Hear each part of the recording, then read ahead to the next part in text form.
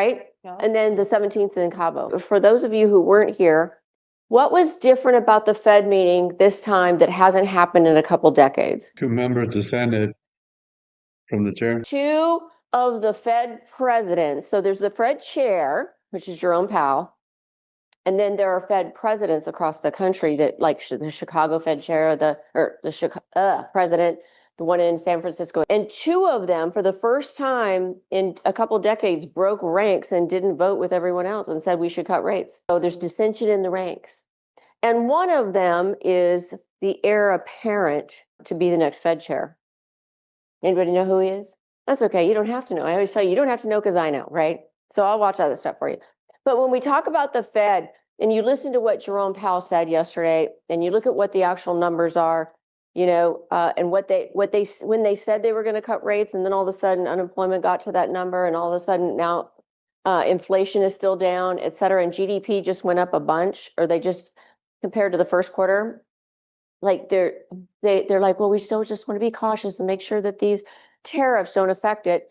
But most people think we have the highest interest rates of all the countries right now, period. Like I was talking to our Canadian friends, they're like, no way, your interest rates are that high? I'm like, yeah. For me, I think that this is good news. So now everybody's like, oh, is it going to happen in September?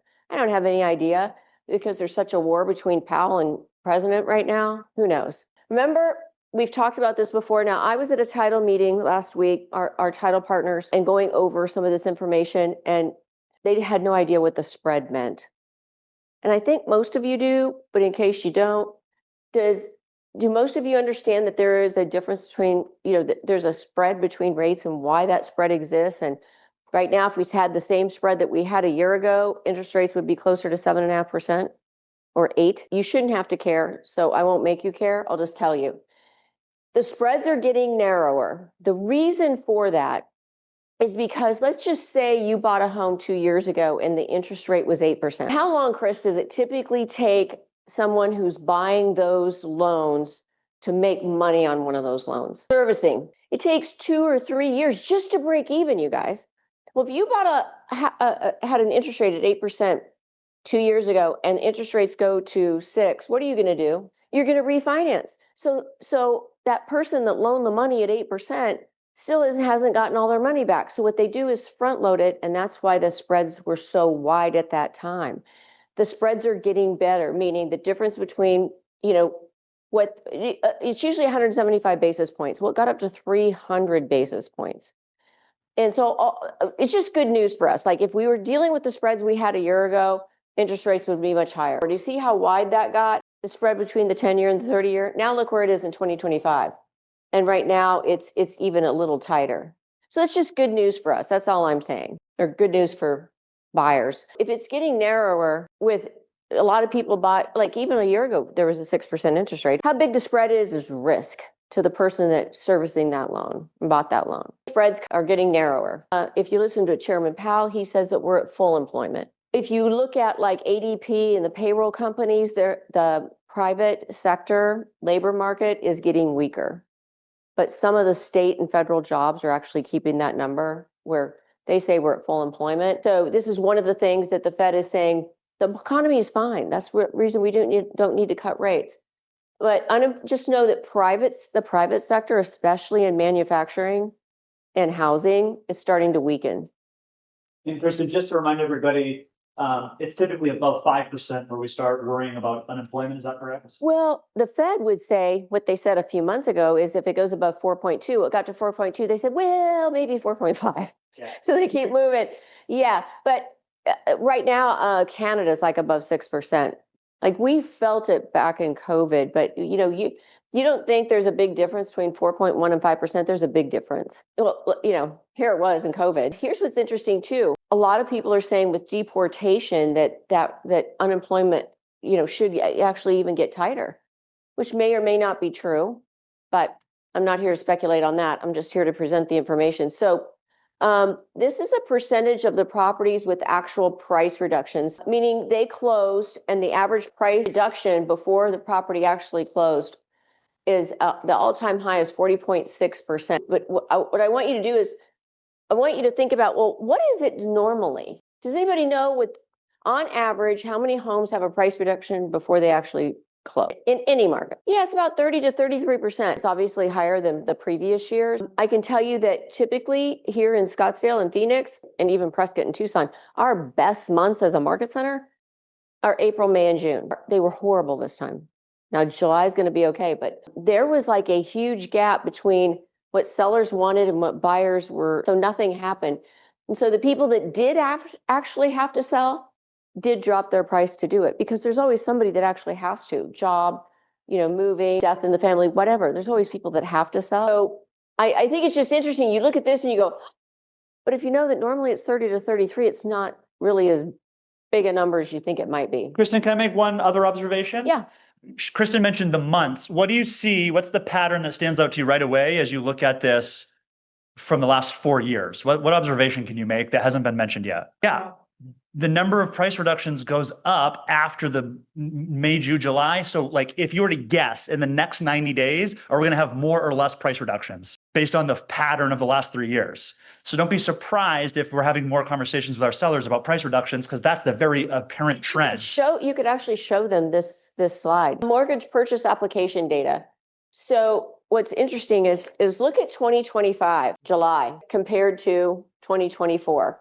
So year over year, it's 16% increase in purchase applications. What does that even mean? Yeah, more people are applying for loans. That tells us what's going to happen when? 90 days? 60 to 90 days from now, right?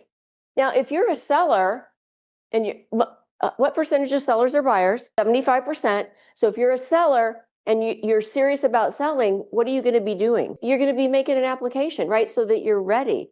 So I think a lot of the purchase applications, the increase is because we have more, think about it, we have more inventory on the market. So more of those sellers have actually applied for a loan, right? We did have 23 weeks in a row of positive purchase application data. And then the next week it was lower, but overall year over year, it's still up 16% compared to last year. And we were talking to Chris.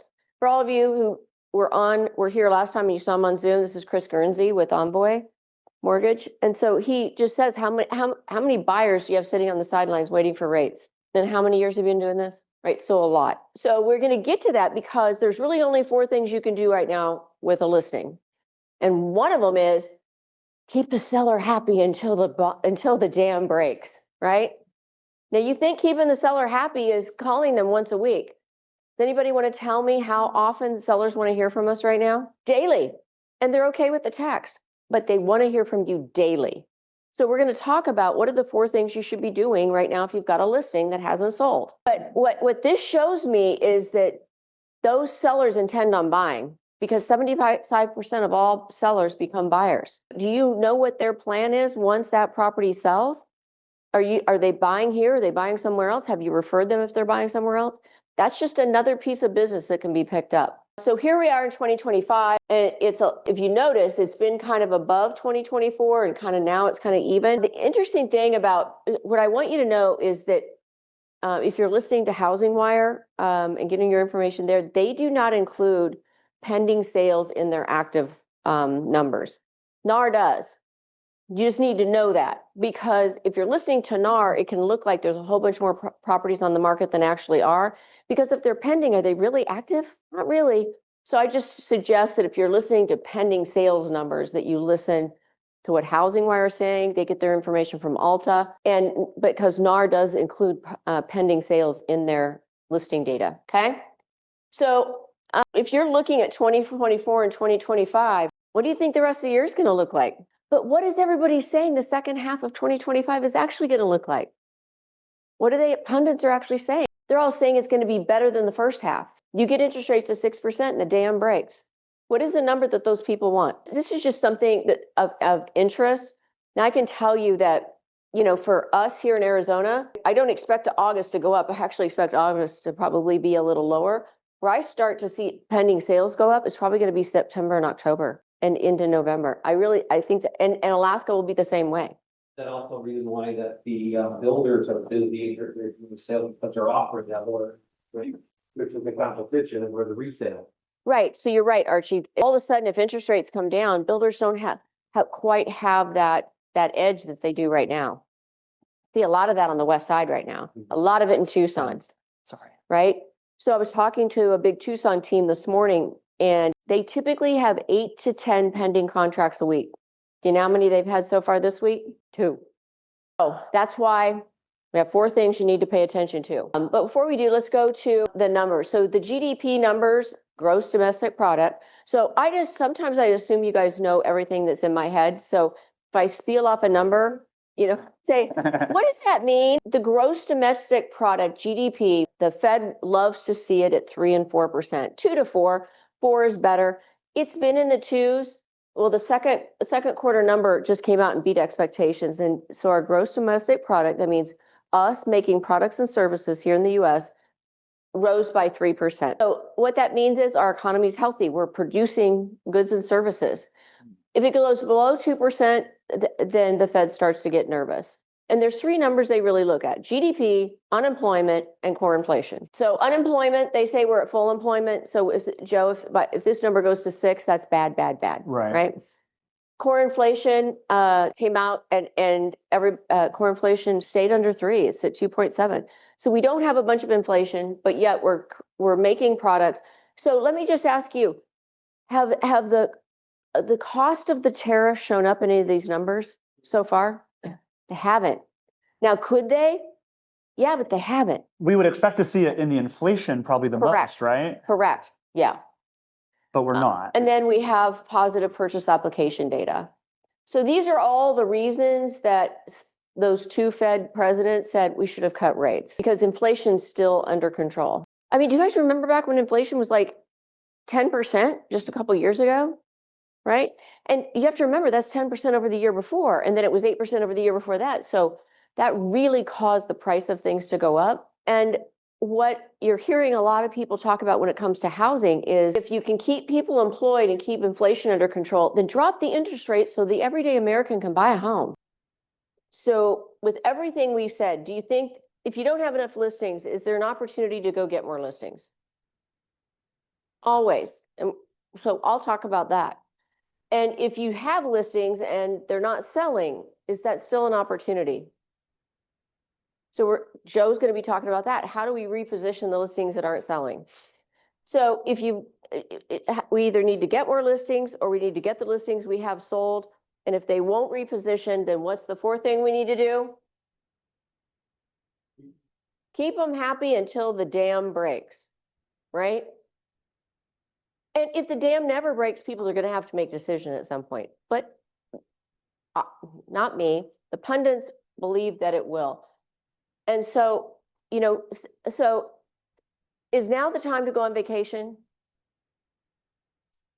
Always? Yeah. Not until the Cabo trip. Yeah, not till the Cabo trip. So what I want you guys to focus on is, if you don't have enough listings, we're going to talk about what to do about that. If you've got listings and you need help with repositioning, we're going to talk about some scripts to do that.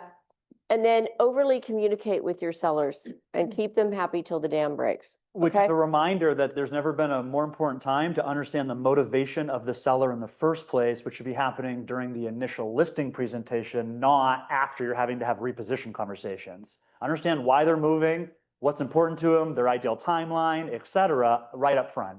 Motivation. And you got to ask a lot of questions to do that. So if we're talking about how can you generate more listings for $0?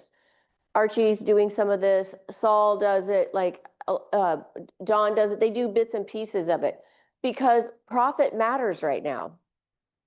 Matters to me. Matters to the market centers. Profit matters to all of us. So I actually did this presentation for our title JV. So I said, we just had a brand new agent join our team a few years ago. The other day, she went out door knocking and handed out 7 home equity reports showing sellers how much equity they built in today's market. Why is that important? Give them the information that they don't directly know that they're not looking up, which shows them exactly what they have in their equity, that if they're willing to do something with that work, you sell, they know where they're at. And how often do people go on Zillow to look at how much their house is worth? all the time. If they, You're in real estate. yeah, if they aren't immediately going to become a seller, they do it like once a year. How often do they look at what's going on with their 401k? All the time. All the time. So this is something we should do every week. It's part of doing a level 10 open house system. If you were to knock 200 doors per open house and you just use this script, hey, my name's Kristian Cole. I'm a local real estate agent here in Scottsdale. The reason I'm stopping by today is because we just listed a home a few doors down. We'd like to give the neighbors a chance to help choose who lives nearby because we know how important it is in a town like this. Do you know of anyone who'd be a good fit for your neighborhood? No. No worries. We just wanted to invite you to an open house we're hosting on Saturday or tomorrow and Saturday from 10 to 2. Still no? It's all good. As a courtesy, we're offering a free home equity report to every homeowner in the area, just so you know exactly what your investment is worth in today's market. I'm dropping one off on, for your neighbor tomorrow at 2. Would 3 o'clock work for you? No. Well, what would it be helpful if I just emailed it over? No. Then just go on to the next house. But here's the point. Do most people say no? Yeah. They do want to know. If you give them an email option, they're going to take it. And that point is we should be offering a free home equity report to every single homeowner we can. People throw $10,000 into stocks and check it every single day. Meanwhile, 90% of Americans have the bulk of their network in their home and they check Zillow once a year. So yeah, Joe. Can you just go back one slide real quick? I just want to interject a thought. You might hear no once. The number one reason agents tell me that they don't go door knocking is they say they don't know what to say. They don't have a reason for knocking on the door. There's 4 reasons on that screen she just said. Who do you want to live in your neighborhood? Open house tomorrow, free equity report, and then the email follow-up equity report. That's 4 different things. So even if you get a no, it's just right on to the very next talking point. And keep this in mind, because we're going to go over another slide that tells you how many times you have to follow up with somebody in order for them to do business with you. And I guarantee you it's more than once. Exactly. So, if somebody came to my door offering that, even me as a realtor, I would take them up on it. I haven't checked my value of my house since I bought it. Right? I'd be like, well, that'd be interesting to know. Okay, so this is your value add. So if you don't have enough people in your database in order to hit your goals, this is a way to add people to your database. Okay? So that's number 1. If you don't have enough listings, go do this. Go door knocking. Dawn did it yesterday at 104 degrees. I'll give you guys all copies of this too. Yeah. Because remember this. Oh, this is What has been the 5-year home price gain since COVID? So from 2020 to 2025, first quarter, how much? Alaska, how much? 64% in Arizona and 42% in Alaska. That's why people have equity. And a lot of them don't know how much it is or isn't, right? So when we get to the slide that Joe's going to talk about, I want you to remember some of these things, because right now my husband's has the worst market in the entire nation, Southwest Florida, the worst market in the entire nation. But look at how much their property values went up over the last 5 years. Point is, they're going to have to give a little bit of it back. But they're still winning. You're still winning. You're still winning. You're not going to have to give it all back. And if you don't want to sell, then the question is, how long do you want to wait till it gets back up to the value that it's at today? Pop quiz. What is the average annual real estate appreciation in the US? Average annual over time, long period of time. 4%. Over 5 years, that would be a total of 20% appreciation. We're at 64. That is triple the normal appreciation. I don't think most sellers understand that. And I think we have a script that you're about to go into on how to, No, it's in your section. This visual should go with you on every single listing presentation to help the seller understand. If you do that and then use the script that Joe's going to go over with you about going to a casino and you're betting. Yes, that one. Yeah. Look at reviews. And there's been something that has happened that I want to talk to you about that is really Really important, like never before. There's a lot of words on here. So this is going to be in your packet, and I want you to know it's there. And I'm going to tell you in a minute what has changed and what's so important, why 5-star reviews are more important than ever before. This tells you kind of like the stuff. Don't worry about that right now. I want you to get the concept. So first, I want you to see a couple of 5-star reviews that have come in. Working with Drea was truly a wonderful, well, first, let me back up before we do this, because I want us to think about how we could have, how Drea could have coached her client to have been with more specificity that would have helped her. Here's why. Okay, so in the last decade, when we go to Google or whatever search engine, and you type in, who is the best realtor? I did this the other night. I typed in, who's the best realtor in Wasilla, Alaska? What came up? What came up? Somebody with the most Google Sponsored. reviews. What's that? Somebody with the most Google reviews. No, Michelle, what came up in Google was people who had paid for that. It says sponsored. And I didn't know any of the names of those realtors. Here's what's interesting. And they're paying money for that, right? They're paying money to, right? What people are going to be doing is they're going to be going to ChatGPT or their favorite AI. And when you ask it that same question, who's the best realtor in Wasilla, Alaska? Whose name do you think came up? Yes. Yeah, it did. So my point to you guys, and so with AI, what is AI looking at to give a recommendation? Like if you said, recommend a realtor to me in Wasilla, Alaska. What are they searching? What's the number one thing AI is searching? 5-star reviews. And here's the thing, those sponsored people that I'd never even heard of, they might not even have a review. 5-star reviews is what's being searched first. What else are they searching? Bad reviews. Bad reviews. So the point is, if we do get a bad review, we've seen what Tom's been able to do in Tucson where nobody was paying attention to it, and we had like our score was 3.2, right? And it's been able to change it dramatically. If you go to ChatGPT, or who was it? What's the one that starts with a P? Perplexity. Perplexity. Yesterday, Chris Altman, we were in an owner's meeting, whatever day it was this week. He went to Perplexity, he said, tell me the best offices, real estate offices, Keller Williams offices in Arizona. Prescott, Tucson, and Key West came up. Wow. Good job, Tom. Oh, good job, Tom. But if you had gone and did the Google thing, but people are going to figure out real quick that Google now just gives you sponsored ads.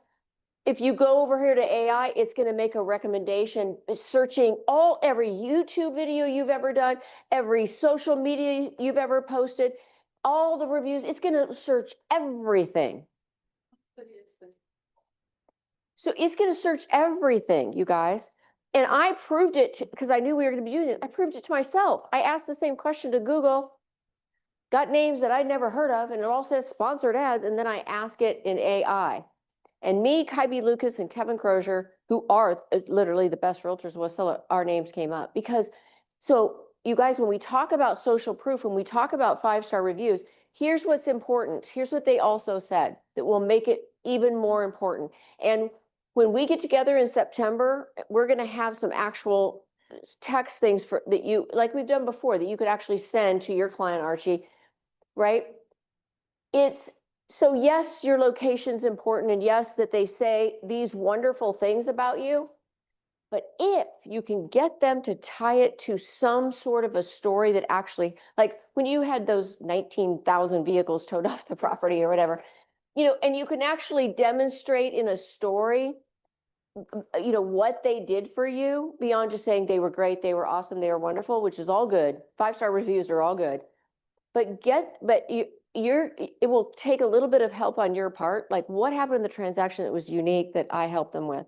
And so when you send that text and ask them for a 5-star review, you know, if they know you and you say, hey, would you mind telling them about the fact that I got 57 vehicles removed off the property for you? Or because when you tie it to a story, that's what's going to even make your them recommend you even more.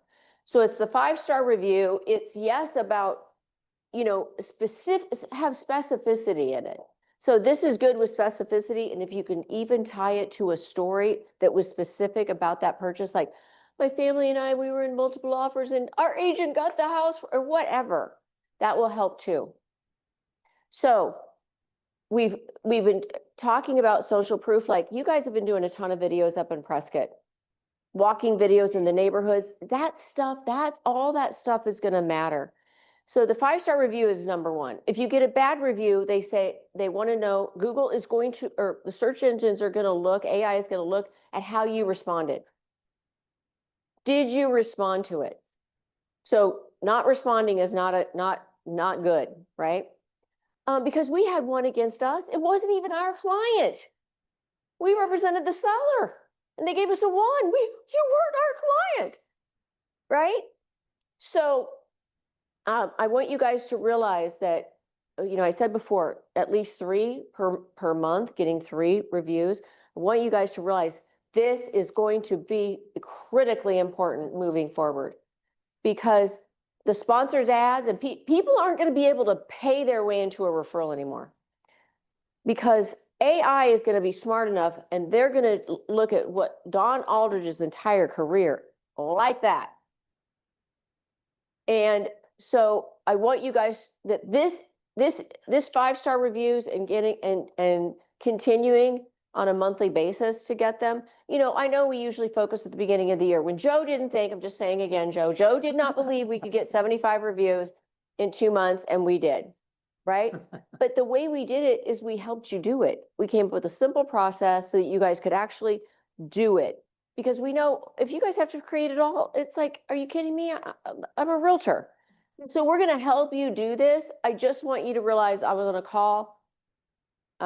What's today? What day of the week is it? Thursday. I was on a call last Thursday with Gary Keller, and he brought this guy on that was explaining this to it. And then I went, I'm going to go check and like, is this really true? It absolutely was true. Like I wasn't the sponsored stuff. Like I was on the net, like 5 pages later. But the consumer is going to get smart and know somebody paid for that. Over here, AI is telling me the truth based on what they found out there on the web about Kristian Cole. Okay. So this is just to bring your awareness level up. We're going to help you help your clients give you the type of review that's going to even bolster that for you. Does this make sense? So yes, and then Saul got a great one too. Sold my home in 7 days. You underpriced it, Saul. Kidding. With my experience with him was very positive. His level of service was impeccable. He cared about me. See, this stuff matters. He cared about me, and I know he'll care about you. That's perfect. I can't say enough about Saul. Blah blah blah. Could not have had a better outcome. That's awesome. So now that we're aware of it, we're going to help you get the right words, or at least prompt them to tell something about the actual story. Because what they want more than anything is authenticity. And that shows authenticity, that, you know, it wasn't contrived, right? So thoughts about all of this? I mean, we're going to help make it easy for you, right? We're always asking throughout the transaction for the 5-star reviews, but you guys, they're not going to do it unless you make it easy for them. So we're going to make it easy for you. But thoughts about this, because I think most of us have only just begun to understand what AI, I mean, think about BrokerBot, and then now think about this. The people who don't embrace this stuff, AI is not going to replace Kristian, but AI will replace someone who is not using it, and Kristian is. Said differently, AI won't replace the real estate agent, but the real estate agent using AI will. That's what you were saying. That's right. So don't be afraid of it. The whole point is you're not behind yet, but if you let it go another year because you're intimidated, right? So let me just say this about fear. Embrace it. Don't be afraid of it, because is listen to this. People who are afraid of failure won't start. And people who are afraid of failing won't quit. I like it. So I'm not afraid of failure. I'm afraid of failing. Like, I'm not going to quit. So you guys, you can't screw it up. We just need to start using it so we get comfortable with it. Then we can ask it better questions. Yeah, JP. So kind of like in the beginning of the year, you asked me, you know, hey, what changed with you? And then before I was always afraid to fail you. But then I got to the point after that interrupting, like, you know what? I'm gonna do it, you know, so if I fail her, I mean, obviously all her friends failed out on stage. Made me realize I'm just human just like they are, so she can embrace it and teach me and show me, or I'm never gonna get to the point where I wanna get to, and that's what kind of changed my whole pathway this year, Good for you. because I was not afraid to fail you anymore. Fail me. How many times did you strike out playing baseball? A lot. Did it stop you from going to the plate again? No, I didn't. No, When I hit it, I hit it. right. I sucked or I hit it good. Yes. So here again, either I suck, I'm gonna do it really good. Right. So just playing around with AI, you're not going to break it. Yeah. You know, I ask it more questions. Here's another one. I met with JP while looking for mobile homes. I was interested in one of his properties, so we met at the home for a tour. He was very professional, informative about the property without any pressure to buy. You think AI is going to love that? Once I made the decision to buy, JP and his team made the process very smooth and quick. I closed in 2 weeks. And the title company they work with, Landmark Title, was fabulous. I would highly recommend the Basua Group. But this part, AI is going to love that. Going to love that. He was professional and he didn't pressure me. Okay, Joe? It's me? So we already talked about, if you don't have enough listings, go get more listings and how to do it, offering a report to the neighbors that you're having the open house with, right? And we already talked about the fact, communicate with the seller, overly communicate, even if it's like, no one made an appointment to see the house, like communicate with them and keep them happy until the end of September, right? And the third thing is, okay, how do we talk to them about repositioning and what could that look like? So Joe, it's all you. Let's do it. All right, so I'll bring your memory back to the image we saw of the United States with all the colors, 64% in Arizona, right? We'll make sure you have a printable copy of that one pager, make it part of your listing presentation. We had mentioned there was a script to go with it, so I'm just gonna quickly read through the script, and then I'm gonna draw for you a couple other cool things. So thinking back to that image, 64% appreciation, this was credited to Mr. Denny Grimes, this script. So let's say somebody walks into a casino and wins big all weekend, then their luck turns, they go on a losing streak. Technically, they're the biggest loser in the room, but they're still playing with the house's money. Oh. So let's imagine you go into the casino. Let's add some numbers to it to make it easy for the seller to understand. Let's say you go into the casino with 200 bucks. Huh? You're winning all night, you're up to 1,000. Then you lose $200. Did you lose $200 or are you still up? How much are you still up? Yeah, right. Well, plus minus your 2, you're still up $600. And sellers aren't thinking of it that way when they're giving back equity in today's market. They're looking like you're giving back. Well, you're giving back a portion of 64%, which is triple normal annual appreciation. We already said that normal annual is 4%, over 5 years would be about 20%, and we're at 64. And so to Kristen's point, they don't want to have to go tell their friends and family they got a raw deal because then they look like a fool. Instead, we give them the metrics. You're selling your house for 50% more than you bought it for in a very short period of time. That's insanely lucky and good for you. Congratulations. Now let's go to the casino together. All right? So that's, any questions, like, does that concept make sense? Really simple. We want to make it really simple for the seller to understand. Remember, getting sellers to take action isn't about impressing them with how smart you are with data. That doesn't impress anybody. It doesn't move them emotionally. When you can simplify the conversation and make them come to their own conclusion, that's when we're really serving our clients. So now I want to use the whiteboard and show you how easy this conversation can be on the listing appointment. Now, this is going to be a review for some of you of what we covered in the last several weeks and months as the market began to shift. But instead of giving you the piece of paper that we can print and bring on the listing presentation, maybe you forgot to bring it with you. Maybe you're on the fly and you're like, ooh, great opportunity to have a conversation. I'm going to show you how easy it is with a piece of paper and a pen or a marker to have a conversation with a seller. So let's just do this together. You guys are all the sellers and I'm the real estate agent. I'm going to draw a line like this. And over here, I'm going to draw 7, 14, 21, 28, 35. Over here, I'm going to draw 101, 100, 99, 98, 97. Go ahead and guess. What did I just draw? Any guesses so far? There should be a recap for some of you. What is the x-axis? I always mix up x and y. Let's call this one x. What do we think this is? Days on market, DOM. Days on market. This pen is bleeding on me. 101, 100, 98, 76. What do you think this is representing? Percent of original list to sale price ratio. You with me so far? Could anybody here draw this image? Then you hand the pen to the seller and you said, if you were a betting person, what do you think happens to the price of your home the longer it sits on the market? And have them draw it. And what would that line look like? Mr. Seller, the enemy of sale price and getting you the most profit possible is days on market. Would you agree that in order for us to sell your house for the most amount of money possible, we want to do it in the first 7 to 14 days? Is that so far pretty easy and straightforward? And isn't it true, by the way? Have you ever heard of a property that's been on the market for 65 days, get 101% of asking price? Can I get a napkin, Laura? I've got red paint all over me. That rarely would ever happen, right? Like, that's not common. When do houses get more than asking price? The first week or two. Otherwise, it would be already off the market. And so I'm not going to just tell the whole time. I'm going to hand the market to the seller and say, you draw me what you think this image would look like.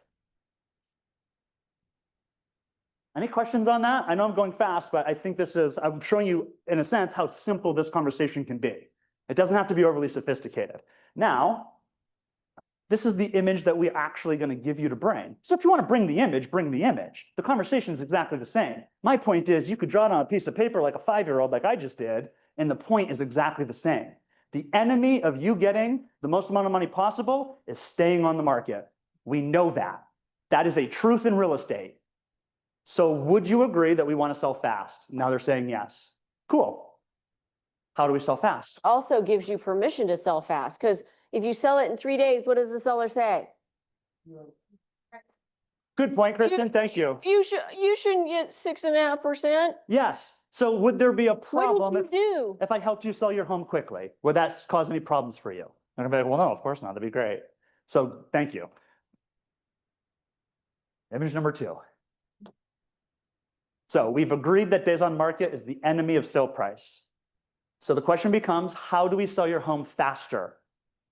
This is where we use the script, what we find in real estate.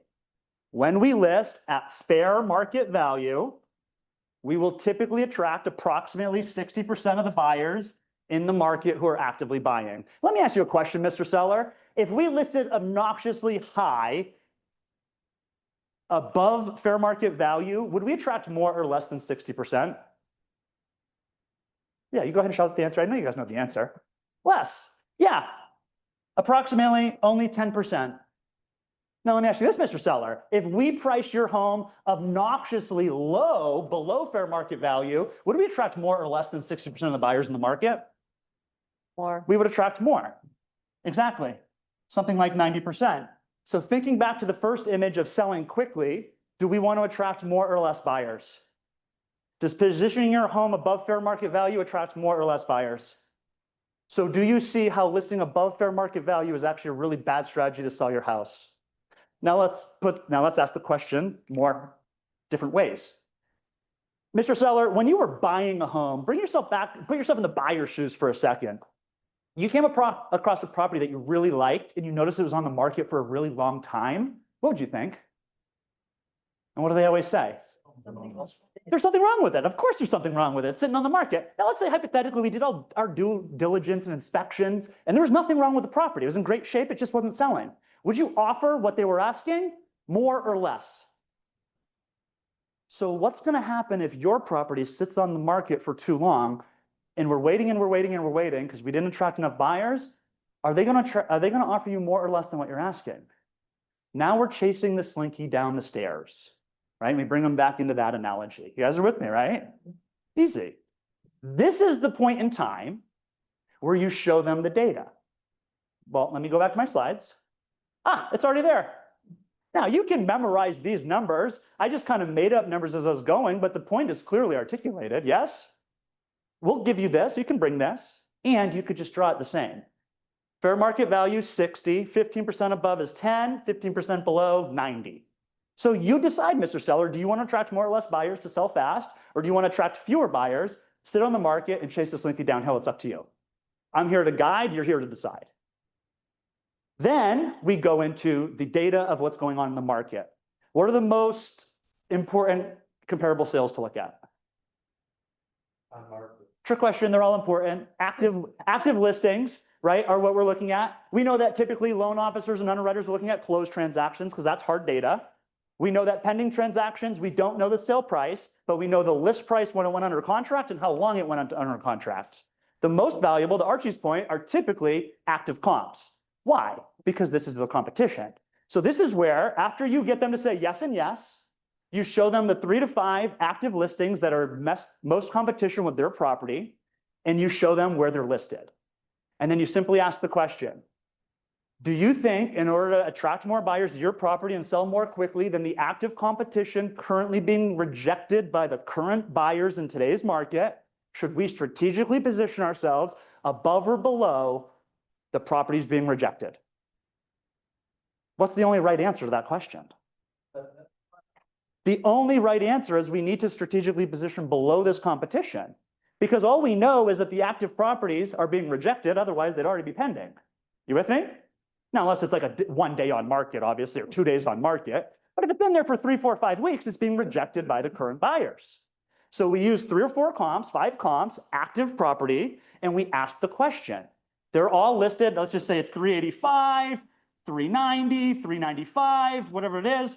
We're showing them this data on a little CMA to strategically position your home to sell before these. Where should we position? The answer is always somewhere down here. Which leads us into the 4th and final graphic.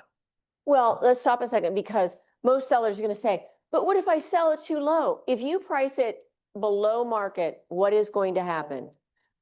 Multiple offers, and you're going to get the most amount of money for the house.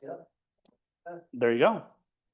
Well, yeah, what happens if you price too low? Well, we attract way more buyers, we get way more interest, we get way more offers, and then what I do as a great agent, I leverage the offers we get to drive the price back up. Would you rather chase the slinky downhill or auction the price up? It's up to you. What strategy would you prefer? Any other thoughts or questions? I know I'm moving fast, but any other takeaways? Kristian? On a real life scenario, I had one property that, it started at the top, you know, the current condition of the home in comparison to its neighboring properties, it was, the condition of theirs was a little bit under, because it was lived in where the other ones were vacant and not, you know. So essentially, they actually moved out, they did some improvements, took the property off the market temporarily, and instead of coming back at the same price, we strategically priced it, 25,000 under what we had it listed.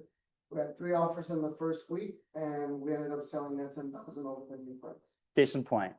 There it is. And you bring up another important consideration, which I haven't addressed yet, which is, of course, the condition of the property compared to the active comps, right? If theirs is on par, then you have an even playing field. If theirs is way junkier than all the active comps, we know we're going even lower below their sales price. How many of you, when you go on your listing appointments, actually do what Joe just did and ask them, you present the information to them, and then you pause and you say, hey, where do you think you fall in this? Like, how do you think your property compares to what I just showed you?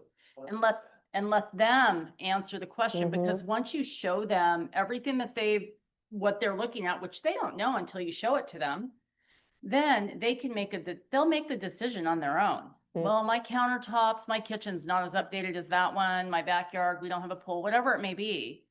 They'll make their decision because you just have to show them and ask the question. One of my favorite questions, especially if you're going into a not newly conditioned property, right? So let's call it just a little bit junkier. One of the best questions to ask a seller is if you were going to stay in this home for another 3 to 5 years, what improvements would you make? What are you getting them to do? You're getting them to tell you all the landmines in their property that make it not that great, the things that they would improve. And that's one of the questions on the seller lead sheet, which hopefully you're choosing to use. Does anybody in here use a seller lead sheet? I almost made it a big part of today. All right. Nah. Are you asking them what they would change if they're going to live there for another 3 to 5 years? All right. If you like a scenario. I'll circle back to the lead sheet maybe next time. Yeah, give me a scenario. Dealt with, trying, like all the things that he said, but it was kind of like he needed to net a certain amount, and it wasn't like what. Wait, hold on, Dre, because I want people to, it's okay. They needed to net like a certain amount or just it wasn't enough. And like, I kind of didn't know what to say to that in a sense. The first thing that comes to mind is it's not our job as real estate agents to determine the fair market value of a property. It's our job to interpret the market and position accordingly. We can't make the buyers pay more or less money for the property. We want to strategically position to attract as many buyers, create the most competition, and get the highest possible price. Hopefully that nets them what they need. Okay, If and so it was kind of like, well, should they wait and stay off the market or try and sell it? Well, now we're getting into their Motivation running. Yeah. motivation. Or do they Right, have time okay. to wait to bring it up? Yeah. Because if the motivation is they have to sell, well, guess what? If they have to sell, then they know that they're not gonna net where they need it. Maybe they gotta bring money to the table, but is it going to get them where they need to go? Okay, because their motivation was more they wanted to net that. It didn't matter if they waited. One hand, they're in the other, so it depends on what they're looking at, where they need to Okay. go. I think that's really it. Well, and that's why it's so important to know the motivation before you ever even have this conversation. If you don't know why they're moving in the urgency level or not, then it's hard to have this conversation. I think all the time, Joe, when you bring them back to, well, when you were a buyer, your seller said, well, I needed to net this much money, and you're sitting there saying, but the rest of the comps don't, I'm not gonna pay, you might want that, but I'm not, just take them back to being a buyer. Would you pay a seller this amount just because the seller wants it? Or would you pay him what the market is going to bear or move on to another house? Guys, by the way, if you forgot to have those two conversations before you listed the property, it's not too late. When you have to go have that listing adjustment conversation, go in person, grab a piece of paper and a pen, bring the graphics, and have the conversation again. Or for the first time after the fact. Ideally, you'll have it up front. I'm just saying, don't feel like you can't go back to this if you already listed the property. And you just take them back to their motivation, which is the first thing you should understand about them to begin with, because if they don't have any motivation, there's nothing. I can tell you, I'll take the last one. So anyway, the first property that I closed in July this month. Yeah, first one. No, the first one this month that I did, it was approximately 6 weeks prior to them calling me, telling them they want me to list their house. They were ready. The issue is that they bought it COVID at the highest point. They spent $30,000 over the price. And yet the biggest thing is I wanted to hone in. What is that motivation? Their motivation was they wanted to spend time with their great grandchildren in Kentucky. I gave them all the data, gave them all the facts. I said, you know, what happens if it doesn't sell? And really, I got to the motivation, said, how long are you willing to have your grandkids grow and get old enough where you can enjoy them, to wait for the market to finally get to where you think you're going to make the money that you need? And they really thought of that. And giving them that data, like you were saying, that's exactly the way I did my data. And it was really great to do that. And they had said, when we do list, we will call you. And the other point was they didn't know if they wanted to move to Kentucky or spend time with the grandkids in Florida. So they had to choose. Yet I still said, what's going to happen at the end of the day? Regardless of where you decide to go, how long are you willing to wait? And you know, they called me 6 weeks later and said, you know what? We're ready to go. And we got 30,000 is what they, left on the table because the motivation was family was more important than the money at the end of the day. Yeah, that's a perfect illustration of how So- people make decisions because of the emotions, not the logic. Exactly. And that's what you just demonstrated very clearly for Yes, us. so that's gives you an idea. Hugely, hugely important. I think it also like ties into knowing your clients. No talking. You need the box. I said that I think it also ties into making sure you know your clients. Because at the end of the day, some of them are very emotional, some of them are very driven by numbers, and some of them are just quite like, I need to have a picture in front of me. For sure. And so basically to tie into that, and me and Lori were actually just kidding about it. We had a client who literally the wife and the husband were opposite. And so we had to communicate with them very differently in order to try to get the same result. A good seller lead sheet would have the disc profile right at the top of the page. Circle it. Just throwing that out there. Wow. Idiot. See, guys, a lot of the misconception is that sellers have is that we somehow determine the price of the home through our efforts. And while a really bad agent might do a disservice, that's possible. The reality is it's our job to help them understand the macro and micro market that we're in to achieve the goal of selling the property. That's the goal. That's what I'm here to do. I want to help you get. Fix the price, not as an agent. You're not going there telling them about the house themselves. Correct. And what I love about this whole approach is you can't be wrong because you're asking questions. When Archie gave his example, he asked them the question, how long are you willing to wait? He's not the bad guy. They're the ones thinking of the answer. He's just asking them good, honest questions. So you can't be wrong when you do this. You're never going to back yourself into a corner that you can't recover from. Then, and the most important part, is there's only 3 outcomes. So now that we've talked about the other images, we go into this one, Mr. Seller. And this is my best artwork yet of the day. There's only 3 outcomes. 1, 2, and 3. I've never drawn this either, so I'm not sure how much I'm going to write. But what's the first outcome? You guys tell me. You know this answer. Yeah, that's why I didn't want it on the screen yet, but that's okay. We'll roll with it. What's the first one? Just go ahead and shout it out. Little to no showings. We know in the industry that tells us we're somewhere between 4 and 6% too high. Our bait is not where the fish are biting. Put a lot of thought into how I was going to draw fish. Option number 2. What's option number 2? Some showings. Maybe we're getting some showings. Maybe we're getting like really bad offers or lowball offers. So we're getting showings, no acceptable offers that we want to take. We know we're still somewhere between 2 and 4% too high. Or we position your bait where the fish are biting, appropriately positioning your property so that it sells. That's the whole listing presentation. They're choosing the whole time. Don? You sign it, then we'll add that to. Best artwork ever.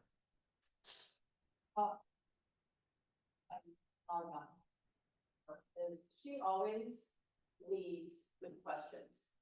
She never will, although it's a trap sometimes, Right here. sometimes, but she leads with questions, and that's what you should be doing at your listing appointment. You should never be telling them. Yeah. I guess my point is, we don't go and tell them. We lead with questions and we ask questions, and eventually they get to the answer themselves. And then here it is right on the screen. Based on everything we talked about today, can we agree that if your home doesn't sell in the first, call it 7 to 14 days, 2 weeks, that we need to make an immediate and aggressive price adjustment to attract more buyers to your home and avoid letting your house sit? It's another question.